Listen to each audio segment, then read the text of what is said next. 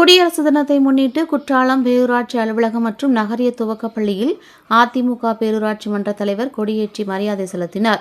குடியரசு தினத்தை முன்னிட்டு தென்காசி மாவட்டம் குற்றாலம் பேரூராட்சி அலுவலகம் மற்றும் குற்றாலம் நகரிய துவக்கப்பள்ளி ஆகிய இடங்களில் அதிமுக குற்றாலம் பேரூராட்சி மன்ற தலைவர் கணேஷ் தாமோதரன் தேசிய கொடியேற்றி வைத்து மரியாதை செலுத்தினார்.